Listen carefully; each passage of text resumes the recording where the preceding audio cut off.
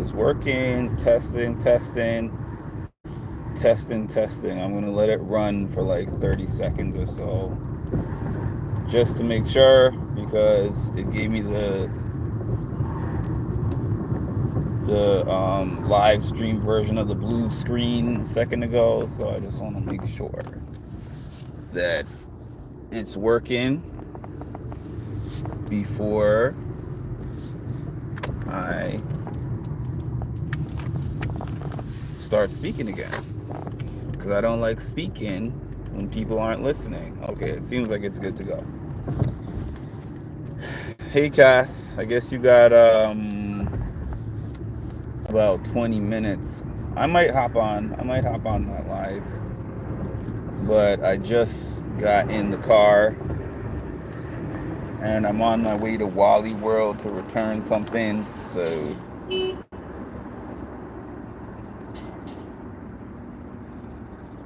I hadn't hopped on a live in a couple of days. I think I was on here one day, Friday, Saturday. I don't know. I had a day or two off, so I just wanted to hop on here really quick and catch up. It has been an interesting time for me, as I keep telling everybody. I'm not super stressed about work right now, and the trend has continued. I know that I don't have to keep saying that every single day, but I looked back at some of my old lives from last year, from the year before, and I was going through some crazy things at work. I had a racist manager that I opened up a big HR report for, that led to a whole team-wide investigation where my whole team was interviewed, my manager was interviewed, and I was interviewed, and people shifted around due to this extremely well-documented complaints that I made, that honestly, if I was ever put in that type of position again, what I thought was extremely well documented, oh baby, chat GPT, if I had been using that back then, oh, this person's ship would have been sunk a lot sooner. But I used my own brain, which is pretty smart. But I have to admit, once I really leaned into chat GPT, man, I haven't been using my brain that much. Like, I use it for everything. If I could tell you the large variety of things that I've used it for just in the last 2 weeks, because I really didn't even start using it until sometime in March. Like, I would use it here and there, but I just used it to make me a meal plan. I used it to make me an exercise plan. I used it to fix up some notes that I had to write for work. I used it for a car accident claim that I was trying to figure some things out legal wise. I used ChatGPT for that. I think I might have even used it for something that, like, I was just asking it some questions. I was asking it some advice. They say therapy can't be replaced. I feel like one day, if they can just,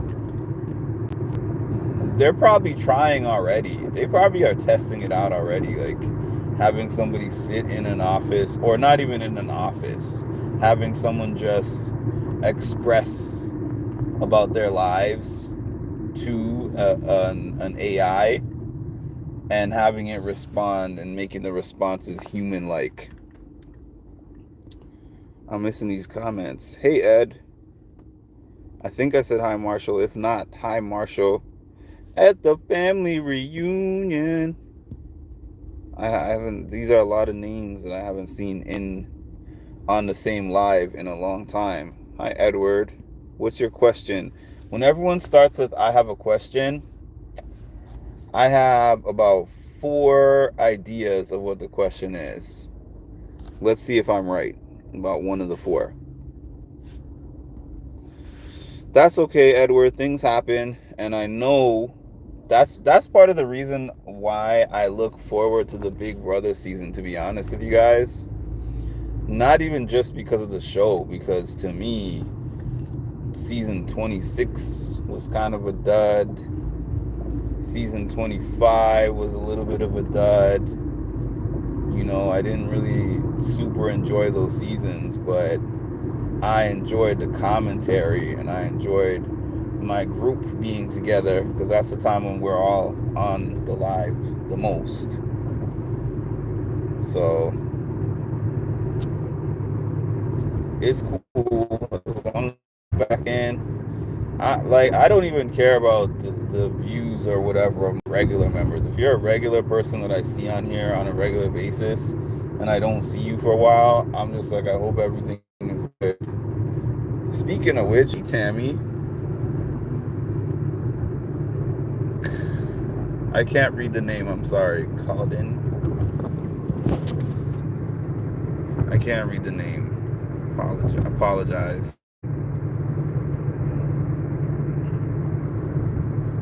Got a lot of people today. Yeah, more than usual. Where are you at? 25.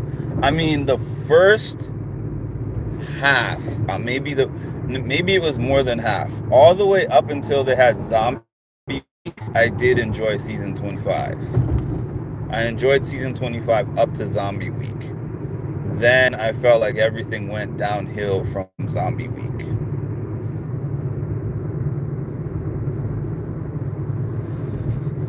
I still have PTSD from Zombie Week. Yeah, that's what I'm saying.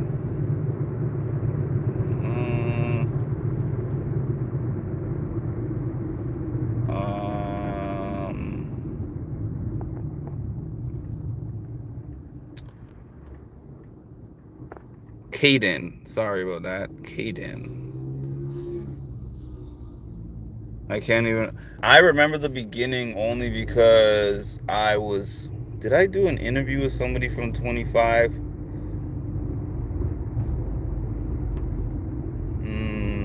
No, I don't think I did an interview, but I think that when I knew I was gonna meet Sari, I was like, let me brush up on some season 25 stuff so that I have some things to talk about with her. Because I've said this before, but funny enough, when I go to any of these events, I used to go empty-handed. And by that, I mean I would just show up. Hey, how are you doing? My name is Mark. I'm a fan of yours. And I might ask them for an interview. But it never worked, and I never got any interviews that way. So I started either thinking of things that I could bring, ways that I could dress, or specific kinds of things that I could say to them that kind of prove my fandom. And honestly, sometimes those things are not true. I'm not even gonna lie to y'all. Sometimes sometimes I'll see somebody who I'm like, all right, I'm not the most huge fan of this particular person, but I'm always a fan of doing things that will boost my channel. And I'll tell you the truth though, sometimes those are like a term that I hate using because of the person who first used it with me and how much of a manipulator they were, but stretch assignments. So for me, interviewing a Wes Bergman, as an example, is not a stretch assignment. What I mean by that, I love Wes, man. So it was a headache more than anything, just because I was like, I have 1 hour to talk to Wes, and he's done 20 plus seasons of reality TV. So how do I condense the 20 best things or the best questions that I want to say within that span of time? But then I've had other people where I'm like, I'm a little bit of a fan of yours, but it's a reach to say that I'm a big fan, so I have to dig deep to find questions to ask you. Tammy, how have you been, by the way? I haven't seen you on here in a minute.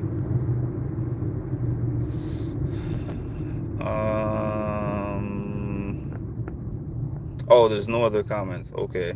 Yeah, so yeah, like a stretch. So the reason it's a stretch assignment is because it's somebody that I don't care for all that much, but I feel like an interviewee can sense, can feel your lack of enthusiasm. Like, have you ever just spoken to somebody and you could just tell that they're just not interested in you? They don't care about what you have to say. As an interviewer, you have to act like you're fascinated. You have to act like you're fascinated by at least a good interviewer, because you don't want the person leaving the interview feeling like this person was just going through the motions just to get views on the channel. But going back to me talking about stretch assignments, now I'll give y'all the example. Alyssa Lopez. I never had an intent of interviewing Alyssa Lopez. Not because I didn't like her. I mean, there's nothing wrong with Alyssa Lopez.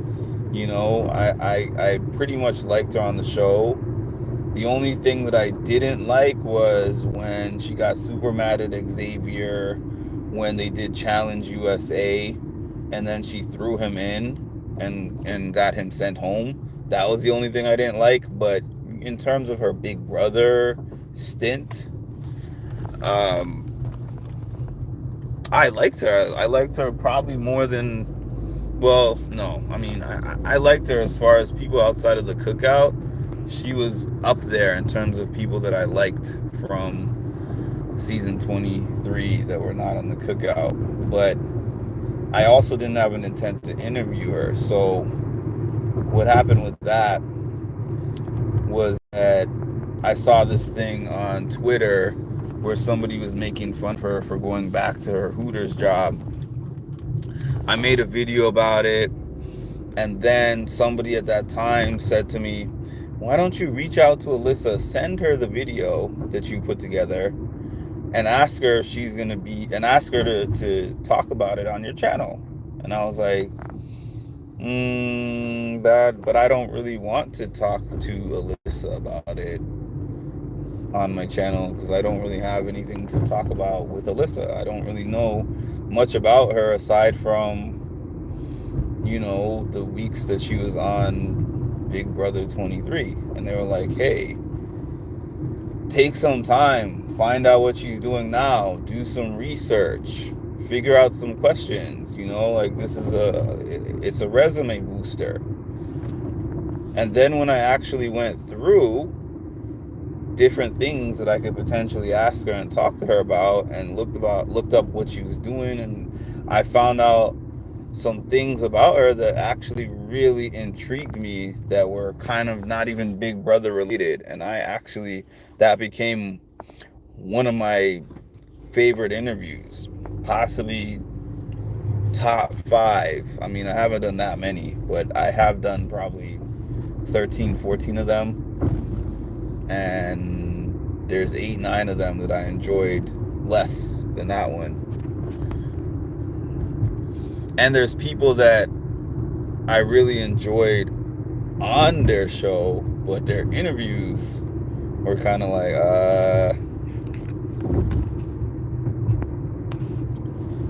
not as cool, not as fun. Let me see.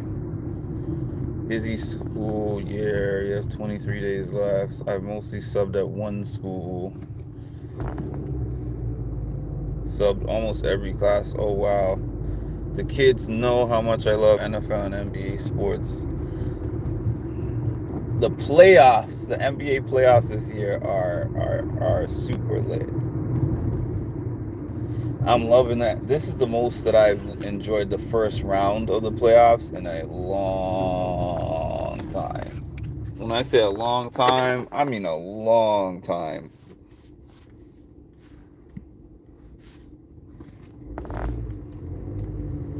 I've been doing good. Christmas brought over a rough patch of depression. I understand you. Followed by digestive issue. Oh, wow. Hospitalizations. You know what I've learned is that, I mean, I don't know what your specific issues are, but I do know that in combination with eating right and exercising and everything, stress is such a factor to our physical health. Like, stress is kind of toxic at times, especially when unaddressed, and it can mess with our biochemistry, and it can either cause or exacerbate conditions. It's something, I mean, I guess it's not something I just learned, but I'm kind of saying it's something that I've learned from myself, because there's a lot of physical issues that I was having from 2000 to 2024 that have been eliminated or limited significantly from not being at the job I was at. Like, as you were mentioning this thing about the depression that you went through, I told my boss this year, my father's death date was 12 days ago, and I just told her, hey, this particular day is a tough day for me. Um, and she was like, do you want to work remote? And I'm like, that's an option? She was like, yeah, just clock in and clock out and you can stay home. And I was so taken aback by that, because I had issues at multiple jobs, traumatic issues, while my dad was sick, with getting the time off. And then I had more issues after he passed, with me saying, like, I'm not ready to go back to work, and my boss just at that time just being evil and sick, but to not be in that type of environment anymore has done wonders to my physical and mental health.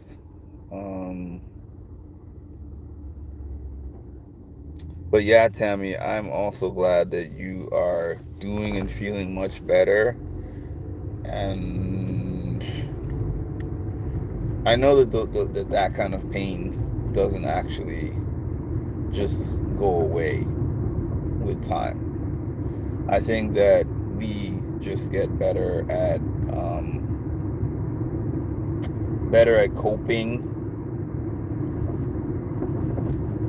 a little stronger, and you just kind of get to this point where you're just like, that's unfortunately just a part of life. Now, it's one of the worst parts of life, but it is a part of life.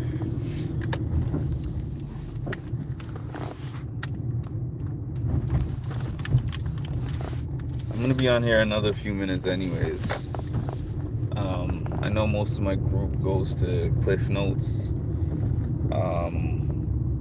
but I didn't have any plans to be on here much beyond 8 o'clock anyways, so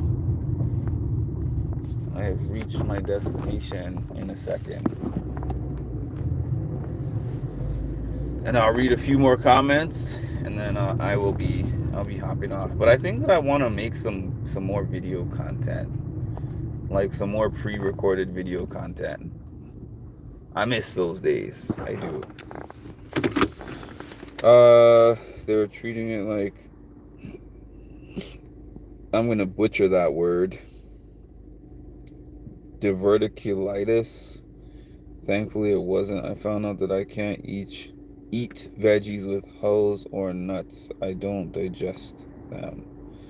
Yeah, mental health. Oh yeah, because I remember specifically in 2013, I had what they call nervous stomach every day. And then I had some serious acid reflux problems. And the problem is when mental health is not considered. So when you go to a doctor, just like a regular medical doctor or a general physician, and you tell them about your physical health, they know how to treat the problem as a physical health problem. Now, the mental health portion of it, maybe nowadays they probably try to get more of a big picture, but at that time that I'm talking about in 2012, no, it was just like acid reflux problem, give him acid blockers. So I was taking these acid blockers, which were messing with my digestion. So it was solving the acid reflux problem, but it wasn't solving the root cause. And the root cause was actually a combination of mental health issues and the way that I was eating. So I had to switch those two things up, which I'm in the process of doing right now again, actually. Because of current, I'm not going to call them stomach issues. I'm just going to say uncomfortable bloating that I haven't been able to get rid of for months. And it's a combination of stress and the way that I've been eating and the minimal amounts that I've been exercising. But anyways, I want to thank everybody for jumping on here, especially those that I haven't seen. Grief counseling. You know what? I haven't done grief counseling. And I'm not saying that to say, oh, I'm too strong for grief counseling. I just haven't done it yet. I just haven't done it. Like a part of me wants to do it. And another part of me is scared of ripping off the Band-Aid. That's just how I feel. But I'm probably going to get in there eventually. All right, Edward and everybody. Like, comment, and subscribe, and hit that notification bell. And we'll talk again soon.